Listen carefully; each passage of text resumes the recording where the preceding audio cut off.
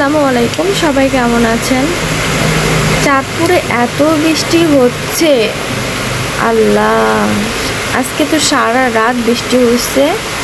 এখন সকাল 9টা বাজে, তারপরও বৃষ্টি থামে না।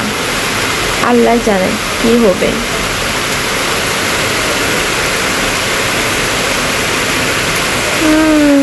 জানে না এই বৃষ্টি থামবে কিনা।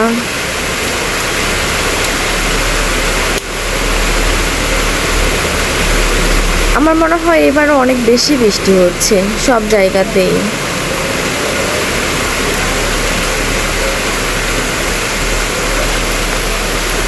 বৃষ্টি আমার অনেক ভালো লাগে, তবে অতিরিক্ত বৃষ্টি কেন জানি ভালো লাগে না।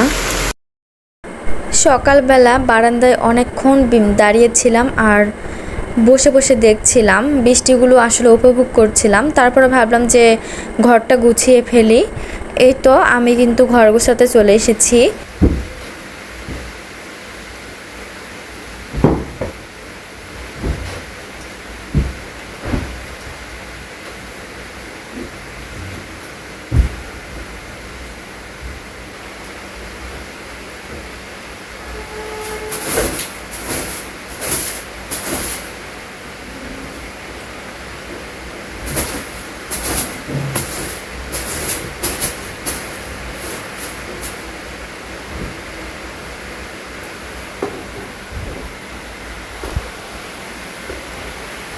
এখানে সব হাবড়ি জাবড়ি রাখিস।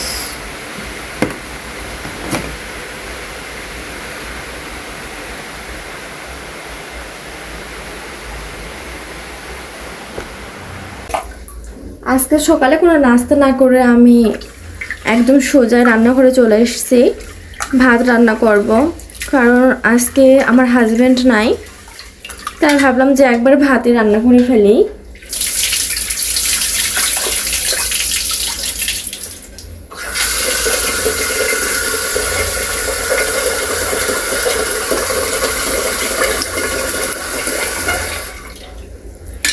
আমার এই বাসার রান্নাঘর আমার একদমই ভালো লাগে না, পছন্দ না।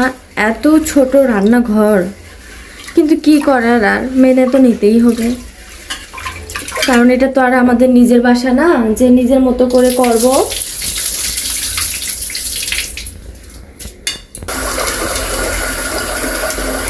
তো ভাতটা আমি বসাই দিব।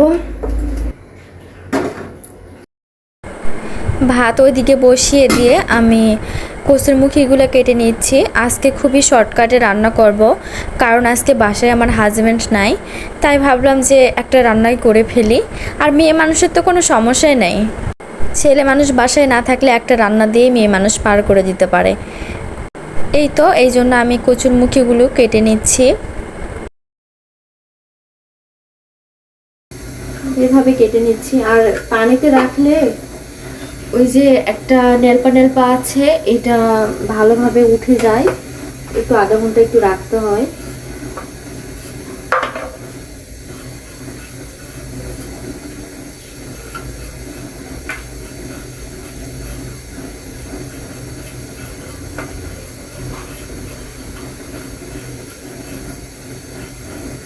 আমার আসলে একাকিত্ব জীবন।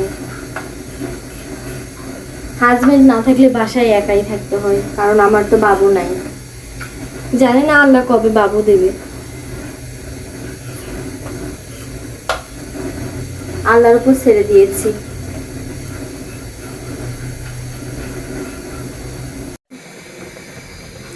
এই তো আমার ভাতটা হয়ে গেছে, এখন মাঠটা হেলে দেব, দিয়ে তরকারিটাও রান্না করে ফেলবো।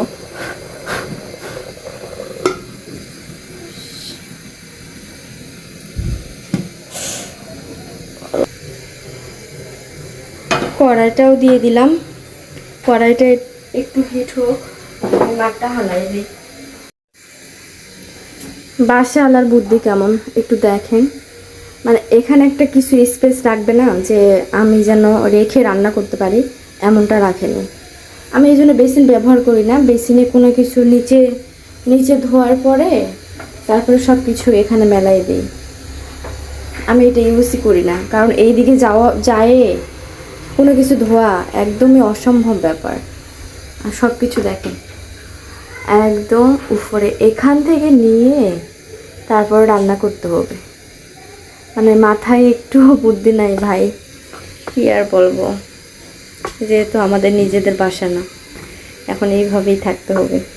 এই তো তেল দিয়ে দিচ্ছি।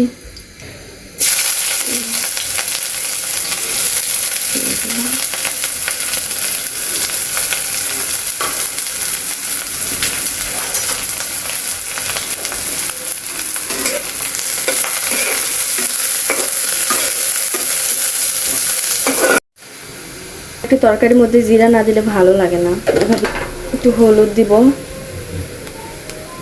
তরকারি রান্না করতে করতে মাফ হয়ে গেছে। এখন এরপর 1 চামচ দিয়ে দিলাম আমি মরিচের গুঁড়া। আমরা একটু মরিচটা একটু বেশি খাই, আমার কাছে খুবই সামান্য মনে হলো, তাই আর একটু দিয়ে দিলাম। এগুলো বাজারের কেনা মরিচের গুঁড়া, এই জন্য খুবই রং দেওয়া থাকে, আমার কাছে ভালো লাগে না, কালারটাও ভালো লাগে না। আমি এই জন্য ব্লেন্ডারে ব্লেন্ড করি।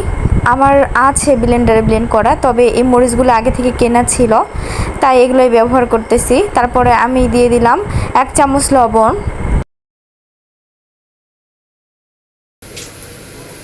এরপর সামান্য একটু পানি দিয়ে দিব।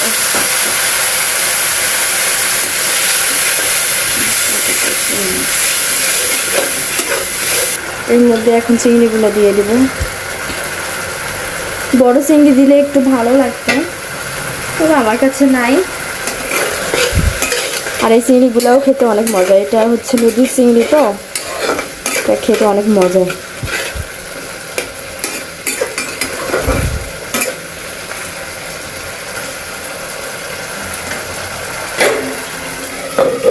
এর মধ্যে এখন কচুর মুখিগুলো দিয়ে দিব। চুলার জালটা আমি একটু বাড়িয়ে দিলাম।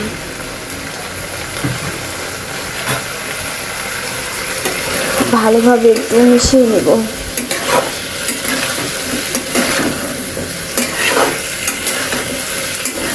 ইলিশ মাছ হইলে আরো অনেক বেশি মজা লাগতো, বাসায় ইলিশ মাছ নাই, চিংড়ি দিয়েও মজা লাগবে।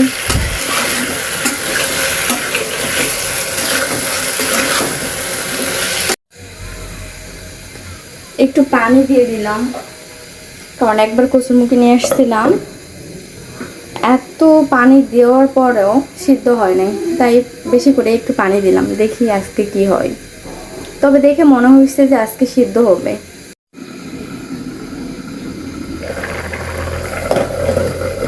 তরকারি এখানে সিদ্ধ হতে দিচ্ছি, সিদ্ধ হতে থাক, আমি একটু রসুনগুলো ছিলে নিব।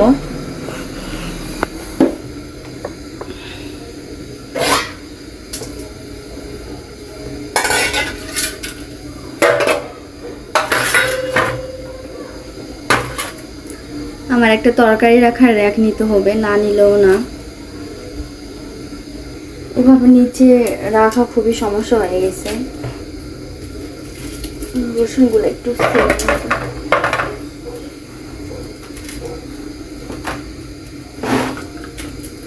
আমি রসুন আবার শিলপাটায় বেটে রেখে দেই, ব্লেন্ডার আছে তারপরেও কেন জানি ভালো লাগে না, আমার শিলপাটায় বেটে রেখে দিলে আমার কাছে তরকারিটা খুব মজা লাগে।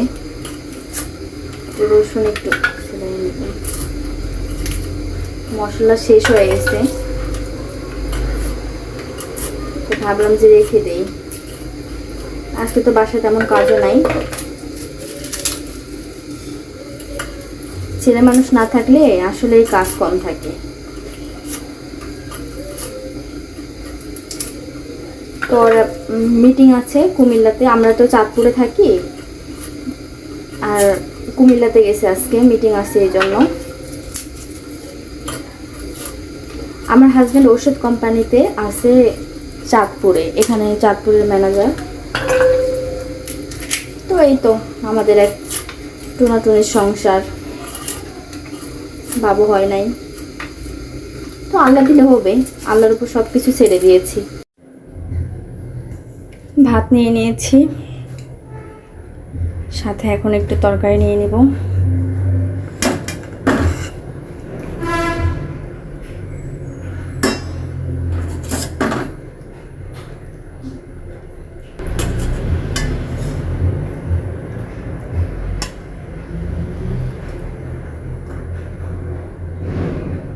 আমার মনে হচ্ছে গরম ভাতের সাথে এই তরকারি থাকলে আর কিছু লাগবে না।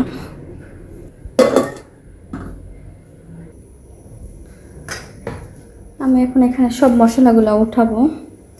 আমি হাতেই রেখে দিলাম। আল্লাহ, তো জিরা বাটা, আচ্ছা বাদাম,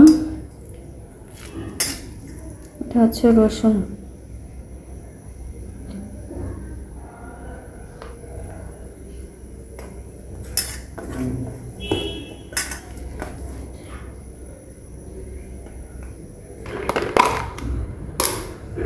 তো এখানে একটু ছিল, এটা হচ্ছে আদা বাটা। আর আদা আজকে বেশি ছিলও না, এই জন্য বাটতে পারলাম না। তো এটাও রসুনের বাটা, তো রেখে দিলাম এভাবে।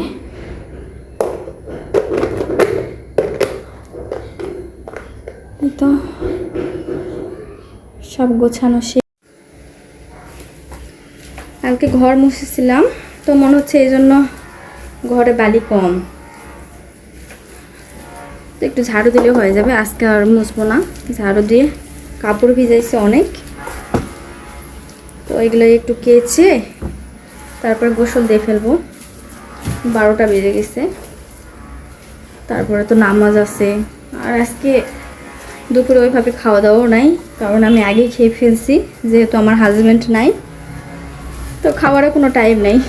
যখন ক্ষুধা লাগবে তখন একা একা খেয়ে ফেলবো, কি করব, একাকিত্ব জীবন। তো এই জন্য একটু সময় কাটানোর জন্যই বলতে পারেন। তো ভাবলাম যে সবাই যেহেতু ইউটিউবে কাজ করতেছে, তাহলে আমিও একটু করি, এই জন্যই আর কি করা।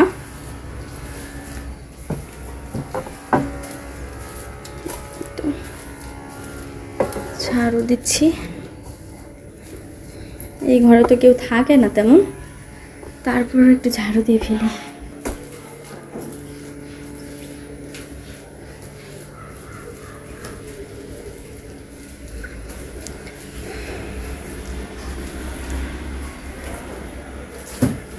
এখন একা থেকে থেকে একাকিত্ব জীবনটাই ভালো লাগে, সত্যি কথা। বাড়িতে গেলে কেন জানি ভালো লাগে না, কারণ অনেক মানুষ অনেক কথা বলে, তো ওগুলো শুনতেও ভালো লাগে না। তো আমার একা একা থাকতেই ভালো লাগে।